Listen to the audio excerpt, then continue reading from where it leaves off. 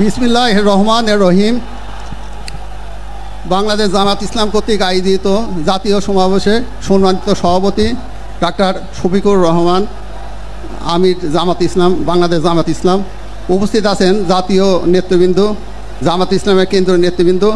উপস্থিত আছেন বাংলাদেশ বিভিন্ন জেলা উপজেলা থেকে আগত উলামায়ে কিরামগণ, সাংবাদিক ভাইরা, আসসালামু আলাইকুম।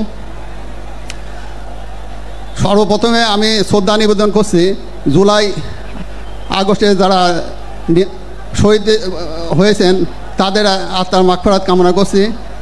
তার পূর্বে বিগত 15 বছরে যে সমস্ত ফ্যাসিবাদ সরকারের আন্দোলনে নিহত হয়েছে তাদের আত্মার মাগফিরাত কামনা করছি। তারপর যারা আহত হয়েছেন তাদের সুস্থতা কামনা করছি। আমার ছেলে আবরাল ফাহাদ, তার কী দোষ ছিল?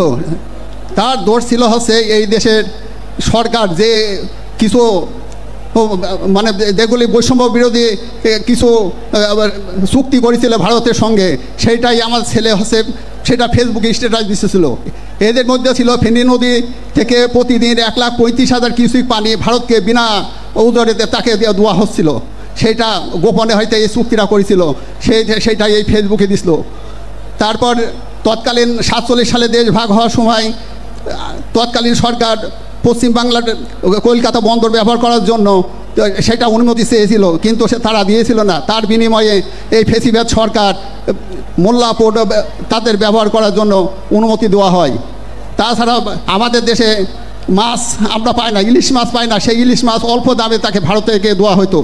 এইভাবে বৈষম্য বিরোধী যেগুলি চুক্তি ছিল সেইগুলি নিয়ে দেশের পক্ষে কথা বলার জন্য তাকে নির্মমভাবে 2019 সালে 6 অক্টোবর দিবাগত রাতে তাকে নির্যাতন করে তাকে হত্যা করা হয়। এইটাই কি ছিল তার দোষ? দেশের পক্ষে একজন কথা বললে তাকে হত্যা করতে হবে, এবং তাকে হলে এভাবে হত্যা করে তাকে বিভিন্ন অজুহাতে তাকে বিভিন্ন অপবাদ দেওয়া হয়। আপনারা জানেন যে ভবিষ্যতে আমি আপনাদের এখানে জাতীয় নেতৃবৃন্দ আছে, আমরা আপনাদের কাছে আমার ছেলের হত্যার বিচার এখনও পাইনি। 6 বছর পার হচ্ছে, কিন্তু এখন আমরা বিচার পাইনি। আমরা যেন অতি তাড়াতাড়ি আমার ছেলের হত্যার বিচার চাই। তাছাড়া ভবিষ্যতে আর যেগুলি আর এই হলে যে সমস্ত র্যাগিং হয়, এখন আমাদের ডক্টর ইউনূস সরকার আছে, ওনার কাছে আমার আবেদন জানাবে যারা হলে নির্যাতনের মাধ্যমে যারা নিহত হয়েছে তাদের তালিকা করার জন্য। খালি জুলাই আগস্ট গুম এইগুলি হত্যার তালিকা করা হচ্ছে, কিন্তু আমাদের হলে যারা হল র্যাঙ্কিংয়ের মাধ্যমে যারা নিহত হয়েছে তাদের কোনো তালিকা করা হচ্ছে না। হ্যাঁ, বর্তমান সরকারকে আমরা আবেদন জানাই যেন একটা তালিকা তৈরি করা হয়, আর আমাদের দেশে একটা গণতান্ত্রিক সরকার যাতে প্রতিষ্ঠিত হয়, এবং শহীদের রক্ত যাতে ভবিষ্যতে বেতা না যায় সেই আশাবাদ ব্যক্ত করে আমি আমার বক্তব্য শেষ করছি। আসসালামু আলাইকুম।